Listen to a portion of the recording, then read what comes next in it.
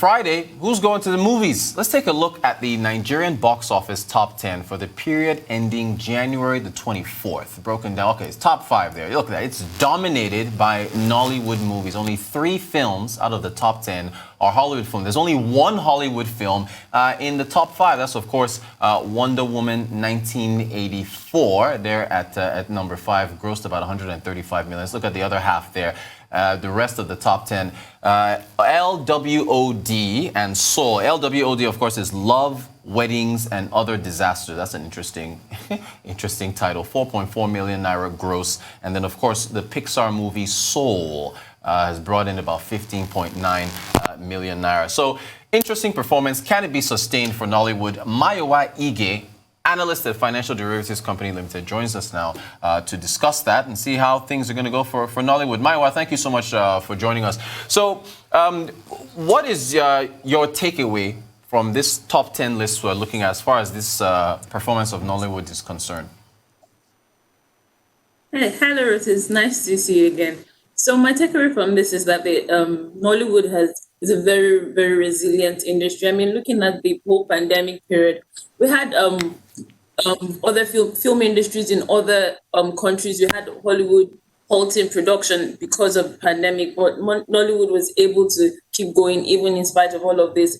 And then they were able to create quality content to keep the Nigerian film industry afloat. I think it's a very commendable thing. So it's not strange to see them topping the charts. They've actually done well over the past year. Now, do you think this is a trend that can be maintained? So Nollywood has improved over the years, right? And it's actually very good. But then in the coming year, we're anticipating the release of some blockbuster movies from Hollywood. I mean, the likes of Fast and Furious 9, Coming to America 2, Black Widow. With all of this coming into the cinemas, I don't think that the trend will actually continue. They will actually have more competition.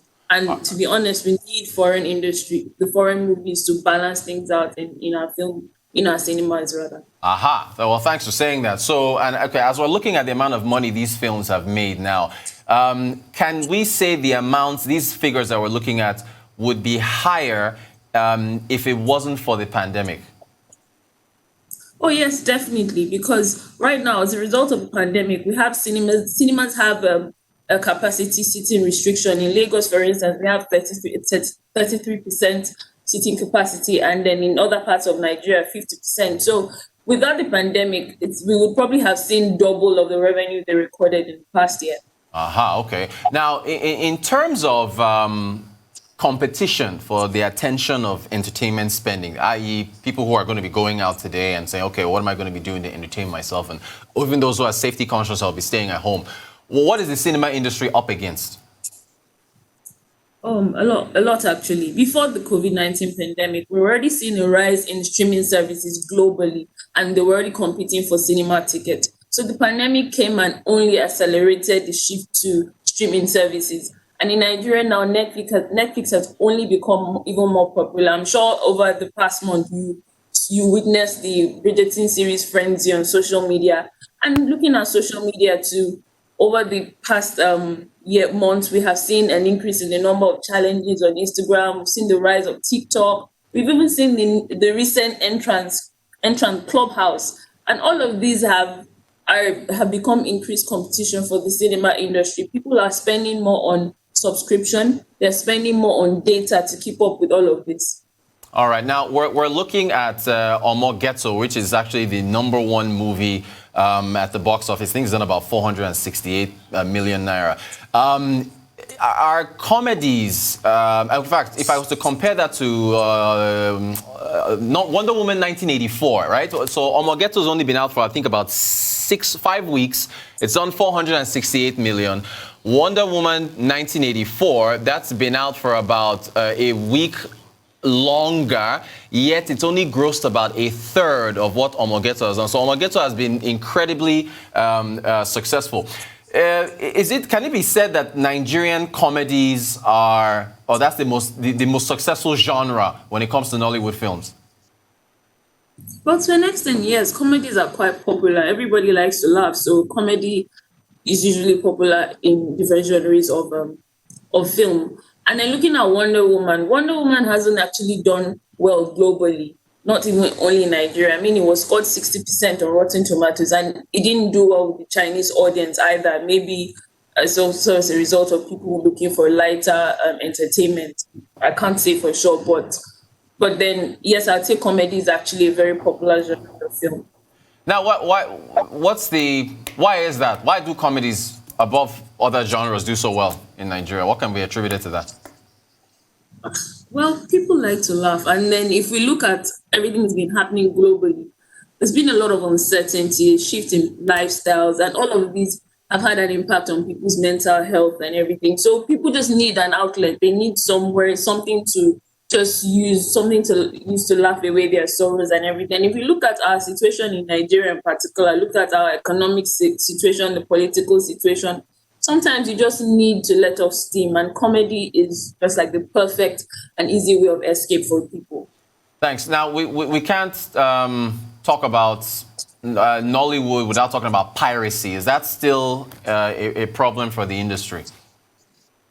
Well, very much so. Very much so. Piracy hasn't stopped, and it's affecting. It's a threat to Nollywood's continued growth. And looking at piracy also, I mean, just last week, there's a movie on Iroko TV. It was recently released, and just last week I saw it on a random page on YouTube. And people pay money to Iroko TV. Iroko TV spent money to produce this movie or acquire this movie, and people pay money to watch this movie, and then someone had just taken it and put it for free on YouTube. So piracy is a problem that has not been eradicated from the film industry in Nigeria. And it's still eating into the profits of the folks that are making these films. Do Nigeria's infrastructure issues impact the movie industry? Surely.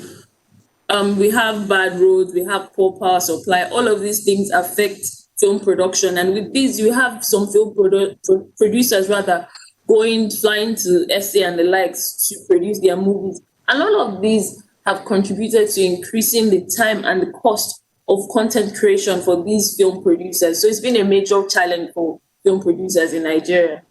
All right, and now that's at the expense of them, I guess, looking elsewhere to make their films, yeah? Yes. Okay. Now, what is the industry, just if we take a look at this holistically now, because you talked earlier about the impact that the pandemic was having on seating capacity and the amount of revenue that you can get from the number of people who are in theaters, you know, safety conscious and everything, safety protocols. Is the industry just as dependent on a COVID-19 vaccine as pretty much everyone else? Oh, yes, even probably more than everyone else, to be honest, because the entertainment industry thrives on people gathering together. And with the pandemic, people can't gather together. People can't sit in cinemas. People can't go for shows.